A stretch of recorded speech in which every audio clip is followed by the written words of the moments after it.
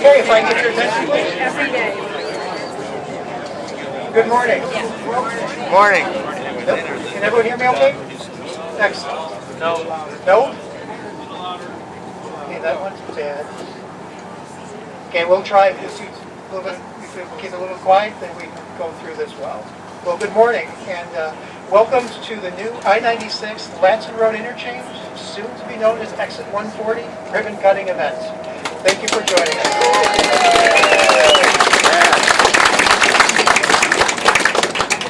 My name is Mark Sweeney. I'm your moderator today, and I'm the Michigan Department of Transportation's Brighton Transportation Service Center Manager. Bit of a mouthful, but TSC for short. Our office oversaw the development and construction of this effort, an effort that began over 25 years ago, and includes not just the interchange, but the improvements at the Grand River intersection, as well as the reconstruction of Nixon Road. To be standing here today celebrating this achievement is a symbol of the partnership and perseverance demonstrated by MDOT, the FHWA, Livingston County Road Commission, Genoa Township, our elected officials, and the community at large. We have 3 speakers here today, but before they begin, I'd like to take a moment to recognize some of our local officials that are in the audience today. Senator Joe Hume,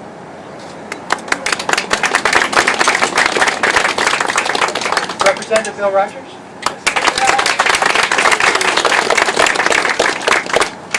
Federal Highway Administration official Russ Jorgensen, MDOT Region Engineer Paul Adjubo, Genoa Township Supervisor Gary McCreary, Kelly Van Marder is in attendance as well, and our Livingston County Commissioners. Now on to our speakers. The first being our biggest champion on this project, U.S. Representative Mike Rogers, will now say a few words on the importance of this event. Mr. Rogers. I don't think these are going to pass for nail clippers when I go through the TSA this afternoon. I don't know. If you hear an incident in the news, please send a little bail money for me. I may need it. First of all, thank you all for being here on what is really an important event. And when you think about a project that takes this long and how many people actually touched this to make it possible today, it is impossible to thank them all.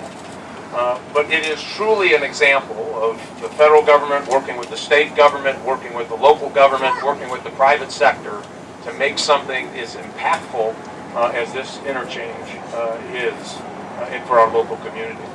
And it's going to mean a lot economically, certainly for the community. That much I think is certain. It's going to be a tremendous amount for the safety and security of our community. I think that much is certain. Just the fact that we can get our emergency vehicles on the other side of the expressway is going to have a huge positive impact for our ability to make sure people get taken care of. Congestion-wise, at that Brighton interchange, when that traffic would back up into the expressway, take your breath away at the safety problems with that. This will help that as well. And at the end of the day, I think the biggest, most important compliment you can get on this for all the people who are here. I had a young lady, a young mother who works, grabbed my arm this last weekend at the diner and said, I just wanted to thank all of you who had anything to do with this. I'm going to save about 15 minutes on the way to work and 15 minutes on the way home from work. That's about a half an hour I'm going to get with my family that I wouldn't have had without this exchange. All of those things add up to something pretty spectacular. So for everybody that hung with us when it didn't look good, and I see that Rich Perlberger's here, he's retired now, so I can insult him. When they wrote the editorial that this thing was all but doomed, you pay a toll when you're here today. I want you to know that. That's what's going to happen with you. Bill Rogers, my brother, who when this thing got a little dicey, I called him and said, you got to help us with, work with the state and the locals and keep everybody involved. Thanks for all the work you did on this as well.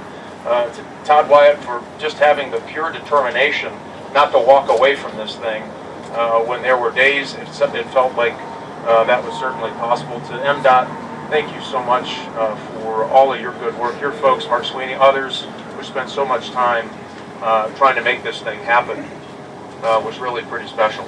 So even though it took way too long, we are the federal government and we are here to help you. thanks to all of you for having your patience, having that commitment, having that drive to have a vision and make it come true.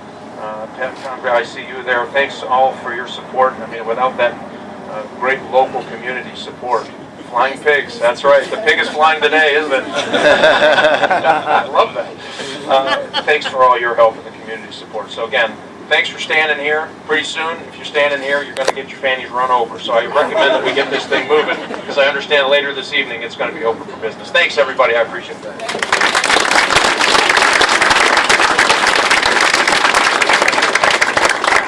Women. And it wouldn't really, I almost forgot Mike Crane, which, and we didn't have to drag him kicking and screaming, but there were meetings he was kicking and screaming, is all I'm saying. Thank you, Congressman. I would now like to introduce the Director of the Michigan Department of Transportation, Director Kurt Steidel.